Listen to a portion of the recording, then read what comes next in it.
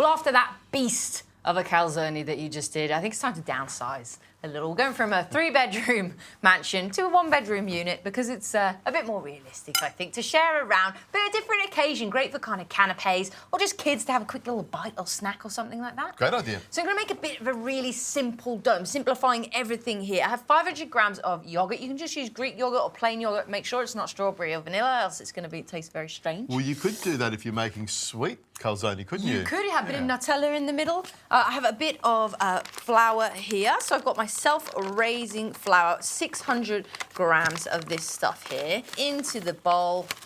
And I can get you mixing a little bit there as well. A nice generous amount of salt. Nicely mix that one around.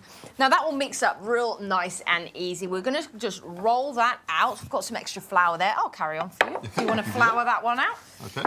We'll just mix that one around. So I have my lovely cutter here as well, because we're gonna make almost little empanadas, to be honest. And this dough could be used in that way as well, I've done something very similar with empanadas. Yeah. Exactly. And this dough is, again, doesn't need to be a calzone either. This can be a pizza dough. You can have it just as pizza. Because calzone is basically a pizza gone a bit wrong. It's a drop pizza. And I think that maybe somebody dropped the pizza and gave it another name so that it wouldn't get fired. I think that's what really happened. All right, I think I can get my hands in there now. We'll get that onto the deck. Bring it all together? Yeah, that will bring together nicely. So what you'll find that once you get your hands into it, it comes together really easy. That's come together nice, isn't it? It looks good. I like the way you're using a yogurt dough, which has got self-raising flour to give you that air and that puffiness, whereas I use the yeast dough. This is really fast. I mean, once you let it rest for 10, 15 minutes, it'll be ready to roll out and then cook, whereas mine needs about, 15 minutes to get the yeast going, and then probably about an hour and a half to get the dough nice and fluffy. But this is a real quick one. It's the patient cook versus the impatient cook. I'll let this rest for a bit. We'll clear the deck and we can start on the filling. That has set nicely. Now I'm going to give you a bit of a bad job, I'm going to admit it. It is a nice thick dough, and I'm going to get you to just roll that out nice and thin. Not thin crust, but nice and thin. Whilst I get and then cut it out? And then cut out little ones. That's what we want. So almost like little empanadas or little pasties. I have some blanched spinach, so I just put it in a bit of hot water, then just kissed it with some cold there. Also squeezed out some of that excess water because we don't want a soggy calzone. But I'm just going to chop this up, so you don't get any stringy bits. That's one of the things about spinach. When you do cook it, it does leach out a lot of water. So it's got a lot in there. You've got to really strain it up. A good idea is if you're sautéing it or blanching it, pop it into a colander, put some weight on it, and that's a great way of squeezing it out, or just with your brute force with your hands. That's it, but it's also a true superfood. I absolutely love spinach. So in we go with that one. I'm going to put half of this Parmesan in here. So try and get your hands. I think cheese is worth spending a little extra, getting that really good local Australian lovely stuff. This one here has no animal rennet in it either, so it's suitable for vegetarians. Absolutely delicious. I love a sharp cheddar. I think it must be the Britishness in me there.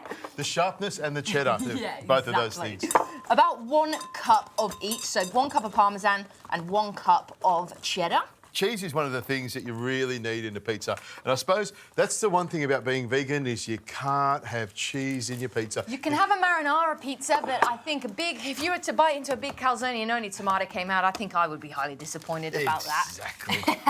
One good tip for not being a vegan. That's it. So 1 cup of cheddar in there. Have a bit of garlic as well, because I don't think we can go past Italian cooking without having that.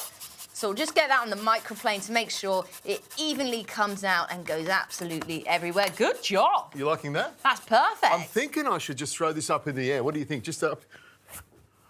I can't look. Did he do it? Hey, fantastic. With this dough you Look at can. the rerun of that one. A bit of chili flakes in there as well. About 1 tablespoon. If you don't like chili, you don't have to have that, but we love a bit of spice. Some oregano so that we get that real iconic smell of pizza there. Love it. The Ninja Turtles love a bit of oregano as well, don't they? They do. Raphael, Donatello. They do. I'm going to crack 1 egg in there as well, more as a bit of a binder, and it will just add a nice element to it. And a bit of nutmeg as well, just a little. I like that. Yeah. That's a nice touch. Just a little touch there. I'm gonna mix this one up, and we have our very, very easy filling. I'm just going to season it with a good amount of Murray River salt flakes. I was just about to grab the salt. I thought you were going to grab the pepper and I could grab the salt. Save it. We could do it together. And a bit of cracked black pepper. Looks fantastic. Quite a bit, I think, of that one. Now, if you grab your spoon there, and we can both spoon a little of this mix. I suppose the trick with this is not to put too much in it at the Not same time. too much. Oh, that's Gotcha. absolutely perfect. Gotcha. A nice heap, 1 tablespoon, just on the one side. Now I'm going to put a little egg wash just over the rim of these calzones. You Is can that use for extra safety? a little bit of extra safety. gotcha, Make yeah. sure things don't seep Okay. out. You can use olive oil as well if you want to. So I'm just going to put that one around the rim. I'll keep doing this one, and we'll get a bit of a conveyor belt going, I think, with that. So he's just pinched the sides there. I wouldn't get too fancy when they're so small, because you'll have more dough than you will filling. And really, I think this is a vessel for all that delicious filling there. That's looking good. So I'll just finish it with a bit of egg wash. I'm also going to put a little sneaky bit of Parmesan on there, because it just makes you want to eat it. So we've got a handful, we've got a whole bunch of them to line up. I've got the oven on 220 degrees, nice and hot. For about 15 to 20 minutes, we're just gonna cook these, make sure everything's cooked inside and the dough is nice and golden brown, and we can try them.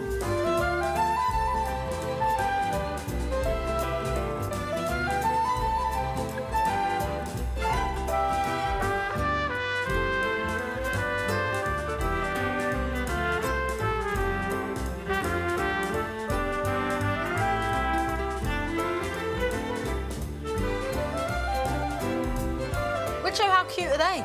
Really, really good. They're almost like pizza pockets, I think. So this is a great thing if you want to smuggle a few veggies in there as well. I mean, I love it's perfect, isn't it? You can really smell the cheese, and because you put the Parmesan on the top of it, it's given it a really nice crust and colour as well. It smells fantastic, looks great as well. The simplest yogurt dough. It tastes delicious. So simple. That filling is delicious. I'm so glad that I put the nutmeg in there. What do you think? It's amazing. You make a quick dough without yeast and it still comes up trumps, doesn't it? Brilliant.